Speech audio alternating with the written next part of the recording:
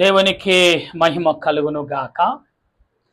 ప్రభు పేరట మీ అందరికీ వందనాలు. మరణాత. ప్రభునందు ప్రియా దేవుని సంగమా, ప్రియులరా, బాగున్నారా? మీ అందరూ క్షేమముగా ఉన్నారని తలంచచ్చు మన ప్రభువును రక్షకుడైన యేసుక్రీస్తు యొక్క పరిశుద్ధమైన నామములో మీ అందరికీ శుభాలు తెలియపరుస్తున్నాను. సాయంకాల సమయంలో ఈరోజు పాఠము మరి వర్షాకాలం స్తుతి.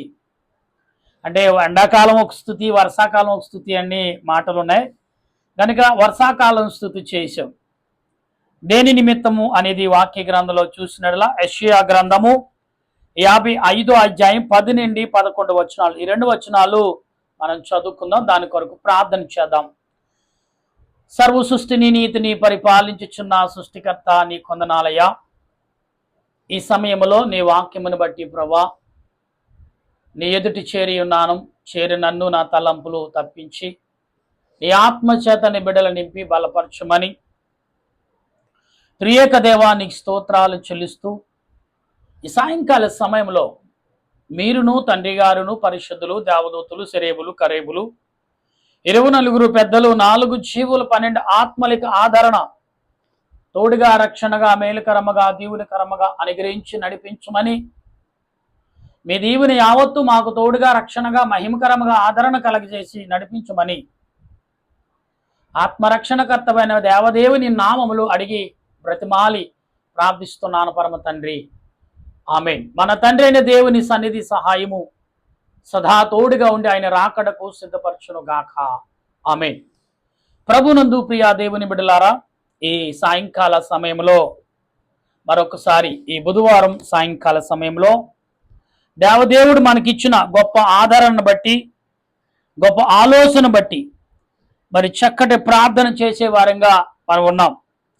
ఎందుకంటే దేవుడు తన క్రియలను బట్టి నిన్ను నన్ను ప్రేమిస్తున్నాడు, తన ఆలోచన బట్టి నిన్ను నన్ను బలపరుస్తూనే ఉన్నాడు. అయితే కొన్ని విషయాల్లో మనం జాగ్రత్తలు తీసుకోక కొన్ని విషయాలు స్తుతులు మర్చిపోతున్నాం. వర్షాకాలం స్తుతి అనే మాటలో మనం చదువుతున్నప్పుడు దేవుడు అనేకమైన విషయాలు మనకు అందిస్తున్నప్పటికీ మనం గమనించే వారంగా ఉండాలి. ప్రియులరా, మరి ఎందుకు దేవుని పట్ల మనం ఆలోచన కలిగి ఉండాలి? ప్రియులరా, మనం ఇక్కడ గమనించవలసిన విషయం ఏంటంటే దేవుడు ఆత్మ సంబంధుడుగా ఉన్నాడు, ఆత్మ సంబంధమైన మాటలను మనకు అందిస్తున్నాడనే భావము మనం కలిగి ప్రార్థించేవారు కనుక మనం అనేకమైన విషయాల్లో జాగ్రత్తలు కలిగి లేకపోతే నష్టమే మనకు కలుగుతుందని మాత్రం మర్చిపోవద్దు. గనుక ఈ సాయంకాల సమయంలో వాక్యం చదువుతుండగా అక్కడికి ఎలాగ మరలక భూమిని తడిపి విత్తువానికి విత్తి భుజించువానికి ఆహారము కలుగుటకై. ప్రియులరా, ఇక్కడ కనపడుతున్న మాటలు అది చిగిర్చి వర్ధిల్లినట్లు చేయును, అలాగే నా నోటి నుండి వచనమును. అంటే ప్రియులరా, ఇక్కడ మనం చాలా ఆలోచించి మాట్లాడవలసిన విషయాలు దేవుడు మాట్లాడుచున్నాడు. కనుక ఇది వర్షము కాలము స్థుతి అంటే పంటల కాలం అనుకోవాలి. ఎస్, వర్షాకాలం ఆల్రెడీ ఈ సంవత్సరంలో కొద్ది వేగముగా వస్తుందని మరి ఆ వాతావరణ కేంద్ర వారు చెప్పారు. ఆ రీతిగానే వర్షం కూడా కనబడుతుంది. ఎలా చెప్పగలుగుతున్నారండి? వారు శాటిలైట్ ద్వారా మరి ఒక ఆకర్షిత గుర్తి ఆకర్షణ ద్వారా వారు చెప్పగలుగుతున్నారు. కనుక మనం ఆలోచన కలిగి ఉండాలి. ప్రియులారా, దేవుడు ఎందుకు ఈ మాటలు మనకు చెప్తున్నాడు అంటే మనం ఒకసారి ఆలోచించినప్పుడు ఇక్కడ నువ్వు చిగిర్చి వర్ధిల్లినట్లు చేయము, అలాగే నా నోటి నుండి వచ్చి అంటే నీవు అంటే అలాగునే సిగిరింపబడి అంటే నీవు ఆత్మ సంబంధంగా స్తుతి చేసి కలిగి ఉండాలి. మరి సాయంకాల సమయంలో ఈ వర్షాకాలంలో ప్రార్థిస్తున్న మనం దేని కొరకు ప్రార్థిస్తామంటే పంటల కొరకు, రైతుల కొరకు, వారు చేసే పని. ఇంతవరకు మరి ఎండాకాలం మే నెలలో పంటలు, మరి మార్చి నెలలో ఏప్రిల్ నెలలో పంటలు చక్కగా చేతికి అంతే, తర్వాత మే నెలలో మరి ఎండలు ముదురుతూ ఉంటాయి. ఇప్పుడు వర్షాకాలం జూన్ నెల రాకముందే వర్షాలు వస్తున్నాయి. అంటే కాలం ఇవి ఎంత వేగముగా ముందుకు సాగుతుందనేది ఒక నిదర్శనం మనకు కనబడుతుంది. పిల్లరా, మనం ఆలోచన కలిగి ఉన్నప్పుడు దేవుడు నీ పట్ల నా పట్ల చేర్చిన క్రియను మనం ఎరిగిన వారంగా ఉండాలి. కనుక ఈ సాయంకాల సమయంలో మరొక వచనములో మనం చదువుతున్నప్పుడు పిల్లరా, లూకాసు వార్తలో దేవుడు మాట్లాడుచున్న ఈ మాటలను మనం ఆలోచించి మనము గమనించాలి. ఇక్కడ గనుక మనం ఆలోచన కలిగి ఉండాలి. దేవుడు ఎందుకు నీ పట్ల నా పట్ల ఈ వర్షాకాలము స్తుతి అనే మాటను ఎందుకు మనకు అందించాడు అను ఇక్కడ చాలా విషయాలు మనకు కనబడుతున్నప్పటికీ మనము దేవుని పట్ల ఎంత స్తుతి కలిగి ఉన్నాము, ఎంత విజ్ఞాపన కలిగి ఉన్నాము మనము ప్రియులరా, ఇక్కడ మనం ఒక గమనించాలి. ఆత్మ సంబంధమైన స్థుతులు ఏ రకంగా మనం చేస్తాం. ఇక్కడ దేవుడు అంటున్నాడు చూడండి, 23వ వచనంలో 17 లోకాసు వార్త 17 అధ్యాయం 23వ వచనంలో ఏమన్నారు? అక్కడ దేవుడున్నాడు, ఇక్కడ దేవుడున్నాడు అని చెప్తారు కానీ మీరు వెళ్ళకుడి. 24వ వచనం చెప్తున్న మాటలని, ఆకాశము కింద ఒక దిక్కు మెరిచి ఆకాశము కింద మరొక దిక్కు, అంటే ఆకాశం పైన ఒక దిక్కున మెరుపు మెరిచి మరొక దిక్కున ఎన్ని సెరేపులు అంటే మెరుపుగా మనకు ఆదరణ ఇచ్చేదిగా కనబడుతుంది. ప్రియులారా, మనం ఆత్మీయత సంబంధము కలిగినప్పుడు ఇక్కడ అలాగూ మనుషు కుమారుడు తన దినములుండును. అయితే ముందుగా ఆయన అనేక విమర్శలు పొంది ఈ ఫలము వారి చేత ఉపేక్షించబడి, అంటే ప్రియులారా, ఆకాశంలో ఆ పక్కన మెరుస్తుంది, ఈ పక్కన వెలుగొస్తుంది. అంటే దేవుడు ఎందుకు ఈ రకమైన ఆదరణ మనకు నరులకి ఇస్తున్నాడు అంటే ఆత్మ సంబంధం. అందుకే వర్షాకాలం స్థుతి అంటే ఏ రకమైన స్థుతులు మనం చేయగలము, ఏ రకమైన ఆరాధన దేవుని మనం విజ్ఞాపనతో నడిపించగలము అనే భావమును మనం కలిగి ఉండాలి. కనుక ఈ సాయంకాల సమయంలో వర్షాకాలం స్థుతి అనే స్థుతిని మనం ఎంచుకుని ఆత్మ సంబంధమైన స్థుతుల ద్వారా మనం ఏ రకంగా మనం ప్రార్థన దేవుని అడుగుతున్నామో ఆ రకమైన స్థుతులని మనం చేసే వారంగా ఉండవలసిన వారమై ఉన్నాం. ప్రియులరా, దేవుడు ఆత్మ సంబంధుడిగా మన పక్కన ఉన్నప్పటినీ ఆయన స్థుతులు ఎన్ని రకాలుగా ఉంటాయనేది మనం గమనించాలి ఈ సాయంకాలం పూట. గనుక దేవుడు ఎందుకు ఈ రకమైన ఆత్మీయ తలంపులను మనకిచ్చుచున్నాడు అంటే యాకోబు పత్రికలో మనం చదువుతున్నప్పుడు ప్రియులరా, ఇక్కడ కనబడుతున్న మాటలని మనం ఒకసారి ఆలోచనలోకి తీసుకున్నప్పుడు దేవుడు ఎందుకు యాకోబుతో దేవుడు మాట్లాడుచున్నాడు అంటే 5వ అధ్యాయము మనము 7వ వచనం చదువుతున్నప్పుడు ఇక్కడ దేవుడు మాట్లాడుచున్న మాటలు మనం గమనిస్తాం. గనుక మనం అనేక రీతిలుగా మనం ప్రియులరా, ఇక్కడ అంటున్నాడు ప్రభు ఏమంటున్నాడంటే ప్రభు రాకడ కొరకు చూడండి, ప్రభు రాకడ కొరకు మీరు ఎదురు చూసుడి. అంటే వ్యవసాయకుడు రైతు తొలకొరకు ఎలాగైతే ఎదురు చూస్తున్నాడో మనమును కూడా వారికి సమకూడి వరకు విలువైన భూమి బలము కొరకు ఓపుకతో అతడు ఎదురు చూచినట్లుగా మనం ప్రభు యొక్క రాకడ కొరకు ఎదురు చూసేవారిగా ఉండాలి.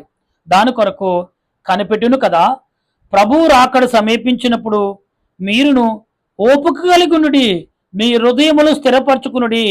సహోదరులారా, అంటే ఇక్కడ సహోదరులారా, తీర్పు పొందకు నిమిత్తము ఒకడి మీద ఒకడు సనుకుడి.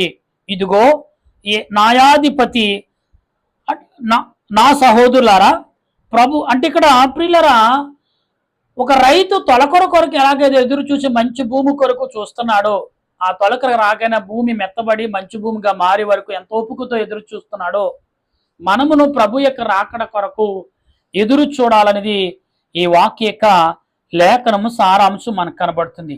అలాగే ప్రియులరా, మనము మరొక వచనములుగా మనం చదువుతున్నప్పుడు ద్వితీయోపదేశ కాండములోని మాటలు మనకు కనబడుతున్నాయి. ఎందుకు దేవుడు ద్వితీయోపదేశ కాండము చెబుతున్న మాటలని మనం గమనించినప్పుడు 11వ అధ్యాయంలో 14వ వచనంలో దేవుడు ఏమని మాట్లాడుతున్నాడు అంటే, మనము ఆలోచన కలిగి ఉండాలి గనుక మనము అనేక విషయాల్లో ఆత్మీయ సంబంధాలుగా జీవించేవారిగా ఉండవలసిన వారమైన ప్రియులరా, ఆకాశ జల దారలుగా కూర్చున్నప్పుడు మనం ఏ రకంగా ఎదురు చూస్తాం అంటే వర్షాకాల స్థితిలో అంటే మనం ఏ రకమైన ఆత్మీయ సంబంధమైన స్థుతులు కలిగి ఉన్నాం. సంవత్సరాది మొదలుకొని సంవత్సరాది వరకు దాని మీద ఎంతగా దేవుడు దృష్టి ఉంచుచున్నాడో అలాగే దృష్టి మనము కలిగిన వారంగా ఉండవలసిన వారం. కాబట్టి మీ పూర్ణ 13వ వచనంలో నీ పూర్ణ ఆత్మతోను నీ దేవుడని యెహోవాను ప్రేమించి ఆయనని సేవించవలెనని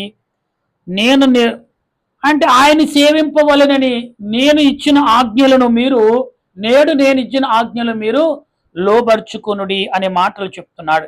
విని ఎడల మీ దేశముకు అనగా చూడండి, మీ దేశముకు వర్షము అనగా తొలకర వానను మీకు కురిపించుచున్నాను అన్నాడు. అంటే ప్రియులరా, ఈ వర్షాకాలంలో రైతులు కానీ మానవులు కానీ ఎండని బాగా తట్టుకుని అల్లిపోయి ఏం చేస్తారు, వర్షం వస్తే బాగునని ఎదురు చూసేవారు లేకపోలేదు. చాలా మంది ఎండలకు తట్టుకోలేక ప్రాణాలు పోయిన వారు కూడా ఉన్నారు. అయితే ఇక్కడ అంటున్నాడు, దేవుడు అంటాడు, ఇదిగో నీ దేవుడు అని ఇక్కడ మాట్లాడుతున్న మాటలు, కడవరి వానను దాని కాలమును కురిపించదను, అందువలన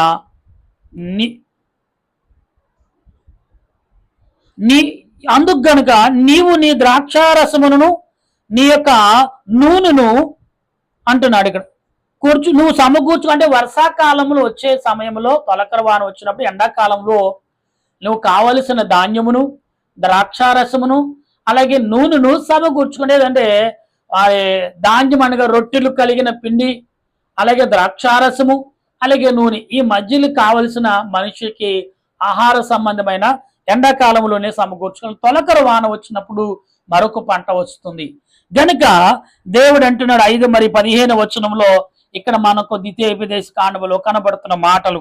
అయితే ఇక్కడ అంటున్నాడు, నీవు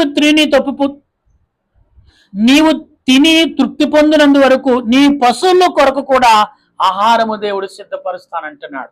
ఏమని? అంటే నీ చేళ్ల యందు గడ్డి మొలిపించదంటే పశువులకి ఆహారము కూడా కొదువు లేకుండా చేస్తాడంటే వర్షాకాలంలో ఏ స్తుతి చేయాలంటే ఆత్మ సంబంధమైన స్తుతులు చేయాలి, ఆత్మ సంబంధమైన విజ్ఞాపన చేయాలి, ఆత్మ సంబంధమైన క్రియలు కలిగి ప్రార్థన చేయాలనేది దేవుడి ఉద్దేశం. కనుక ప్రియులారా, మనం మరొక వచనం చదువుతున్నప్పుడు ఇర్మియా గ్రంథంలో కూడా భక్తుడైన ఇర్మియా గారు చెప్పుచున్న మాటలని మనం ఆలోచించినప్పుడు ఆత్మ సంబంధమైన మాటలుగా దేవుడు ఇవాళ నీకు నాకు అందిస్తున్నాడంటే దాని యొక్క భావము ఏంటి అని మనం తెలుసుకున్నప్పుడు దేవుడు ఎందుకు నరుల పట్ల ఇంత జాలి కలిగిన వాడిగా ఉన్నాడు అని మనం గమనిస్తే తొలకర వాన వచ్చినట్టుగా మనము అని ఇక్కడ గమనిస్తున్నాం. కనుక ప్రియులరా, గమనించినప్పుడు మనం అనేక విషయాల్లో జాగ్రత్తలు కలిగి మనము ప్రార్థన నడిపింపు కలిగి ఉండాలి. కానీ వర్షాకాలం స్తుతి అనేది చాలా అవసరం అండి. నేను వర్షాకాలం స్తుతి అంటే ఏంటి అంశం అని ముందు ఆలోచించినప్పుడు దేవుడు బయలుపరుచున్న ఆ ఆత్మీయ విషయాలని గ్రహించుచున్నప్పుడు చాలా మరి ఆశ్చర్యంగా ఉంది.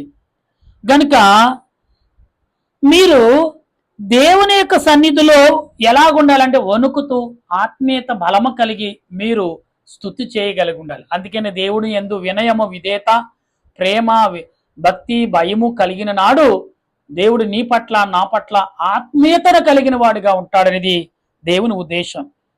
కనుక ప్రియులరా, మనము గమనించవలసిన వారై ఉండాలి.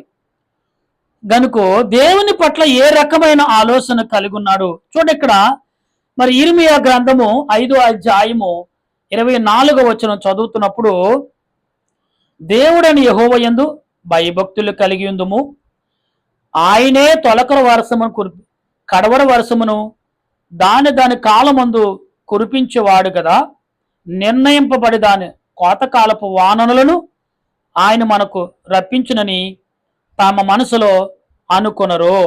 అంటే దేవుడు చూడ మనం అంటాం కదా, లోకంలో చాలా మంది మాట్లాడి మాటలు ఏంటంటే, నారి పోసినోడు నీరు పోయిరా.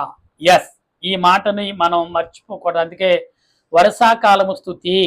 ఈ వర్షాకాల స్థుతిలో దేవుడు వర్షాన్ని ఎందుకు ఇస్తున్నాడు అంటే, తొలకరి వాన మనుషులకి ఎంతో ఆత్మీయత. అంటే ఎండలో, మహాభయంకరమైన ఎండలో పడి నలుగుపోకుండా దేవుడు వర్షాకాలంలో కూడా ఆరోగ్యము కలిగి, ఎండాకాలం ఎంతగా శరీరము పొడిమారిందో వర్షాకాలంలో అలాంటి పొడిమారిగా ఉండనాలా అంటే మన మనుషుల యొక్క దేహమును చూడండి. వర్షాకాలము చాలా రకాల స్వార్థ ప్రకటించడం కానీ, ఎక్కడికైనా ప్రయాణాలు చేయటం కానీ వర్షాకాలం మహా ఎక్కువగా జరగవు. ఎందుకంటే వర్షం కురుస్తుంది, మనిషి చాలా ఇబ్బందులు పడుతూ ఉంటాడు. అదే ఎండాకాలం అనుకోండి, మనిషి వేగంగా పని చేయగలడు, వేగముగా ఏదైనా ఆలోచించుకోవాలి. అందుకే తొలకరి వాన వచ్చే ముందు నీవేం చేయాలంటే ఆహారమును సిద్ధపరచుకోవాలి, ధాన్యమును, ఏమంటే ద్రాక్షారసమును, అలాగే నూనెని నీవు తొలకరి కానవు కురిసే సమయంలో నువ్వు అన్ని తొలకరంటే మరి చిన్న చిన్న చినుకలుగా వచ్చినప్పుడు, మేఘాల మబ్బులు వచ్చినప్పుడు వర్షం మనకి కాలం వచ్చిందని మనం ఏం చేయాలి, వర్షాకాలంలో అది లేదు ఇది లేదని పరిగెట్టకుండా మరి ఎండాకాలంలో అంటే వర్షం కొరక ముందే అన్ని సమకూర్చి పెట్టుకుని, పూర్వకాలంలో చాలా మంది వర్షాకాలం 4 నెలలకి సరిపడగా అన్ని వస్తువులు ఇళ్లలో పెట్టుకునేవారు. అంటే బెల్లం కాడించి, చేపల కాడించి, ఆహారం అన్ని కూడా ఇంట్లో సమకూర్చుకునేవారు. అప్పుడు ఆ కాలంలో చేపలు, పచ్చి చేపలు కానీ ఎండబెట్టుకుని వారు వారి యొక్క పొయ్యిల మీద మరి మట్టి కుండల్లో ఏం చేసే ఉట్టులు పెట్టుకుని ఉట్టుగా ఏలాడి తీసుకుని అందులో పెట్టుకునేవారు. సో నీసు లేకుండా వారు ఏనాడు ఉండేవారు కానీ చేపలు ఎక్కువగా తినేవారు ఆనాడు కాలంలో. కనుక ప్రియులరా, ప్రతిదీ కూడా ఈనాడు పంచదార వచ్చింది కానీ ఆనాడు కాలంలో బెల్లమే. ఆ బెల్లము కూడా ఉట్టుల మీద పెట్టి ఆ ఉట్ల మట్టి కుండలో పెడితే ఆ బెల్లం మరి జిగురు రాకుండా ఎప్పుడు పొడిమారుతూనే ఉండేది చక్కగా అని ప్రతిదీ కూడా అలాగా. నెయ్యి కానీ అలాగా. అంటే వర్షాకాలం వచ్చినప్పటికీ అన్ని సమకూర్చుకున్నారు. ఆరోగ్య సంబంధమైన ఆహారం మనిషికి ఎండాకాలం ఎంతగా శ్రమపడి, ఎండాకాలంలో ఎంతగా నువ్వు శ్రమపడి నువ్వు కూడగట్టుకున్నది అంతా కూడా వర్షాకాలం కూర్చుని చక్కగా తినటనుకును, ఆరోగ్యంగా ఉండటకును దేవుడు స్తుతి చేయమంటున్నాడు. కాబట్టి వర్షాకాలం స్తుతి అంటే ఏదో నార్మల్ స్తుతి అనుకోకండి, చాలా దృఢమైన స్తుతి, ఆరోగ్య సంబంధమైన స్తుతి. ఇక్కడేమంటున్నాడు, దేవుడు తొలకరి వాన కొరకు ఎలాగైతే మరి రైతు ఎదురు చూస్తున్నాడు, ప్రభు రాకడ కొరకు కూడా మనం అలాగే ఎదురు చూడాలి. లోక జీవితంలో అన్ని సమకూర్చుకున్నట్టుగానే దేవుని సంబంధమైన ఆత్మీయతను మనం సమకూర్చుకుని ప్రభు రాకడకు ఎలాగైతే రైతు ఓర్పు కలిగి ఉన్నాడో అలాగనే ఈ లోకములో జీవితముకు అలాగనే మనం సిద్ధపాటు కలిగి ప్రార్థించే ఆదరణ పరిశుద్ధాత్మ దేవుడు నీకు నాకును మనందరకు అందించినట్లుగా దేవుడు సహాయం దయచేను గాక. ఆమేన్. ప్రార్థన చేద్దాం. దయగల తండ్రి, నీకు స్తోత్రాలు. వర్షాకాలం స్తుతి అనే మాటలు ప్రభా సుమారు మరి 5 వచనాలుగా మాకు ఇచ్చావు గనుక నాయన 5 వచనాల్లో భక్తుల ద్వారా మాకు తొలకరి వాన ఎటువంటిదో, ఆ తొలకరి వాన వల్ల మేమేమి సమకూర్చుకోవాలో, ఎలాగుండాలో, ఎలా ప్రార్థన చేయాలో, ఎలా విజ్ఞాపన చేయాలో అంటే ప్రతి అంశము కూడా ప్రభా మాకు దయచేసావు. నిన్నటి కాలంలో ప్రభా మరి ఓర్పుతో కూడిన మరి ప్రార్థన, విజ్ఞాపన అనే మాటలు, చక్కటి మాటలు మాకు అందిస్తున్నావు. నీ వాక్యమును బట్టి, నీ ఆలోచన బట్టి, నీ తలంపును బట్టి ప్రభా ఈ సాయంకాల పూట ప్రతి వారుకు నీ ఆత్మ నడిపి దయచండి.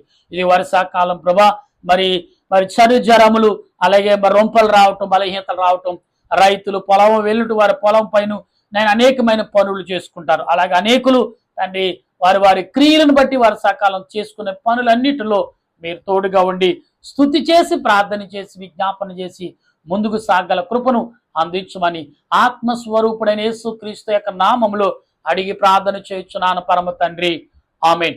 మన తండ్రి అయిన దేవుని సన్నిధి సహాయము, పరిశుద్ధాత్మ ఆదరణ మాకును, మా దేశ ప్రజలకు, మా గ్రామ ప్రజలకు, మా యొక్క విశ్వాసులకు, మా బంధుమిత్రులకు నీ ఆత్మ నడిపింపును సహాయం అనుగ్రహించి నడిపించి నీ రాకడకు సిద్ధపరచును గాక. ఆమేన్, ఆమేన్, ఆమేన్. మీ అందరికీ వందనాలు. మరణాతా.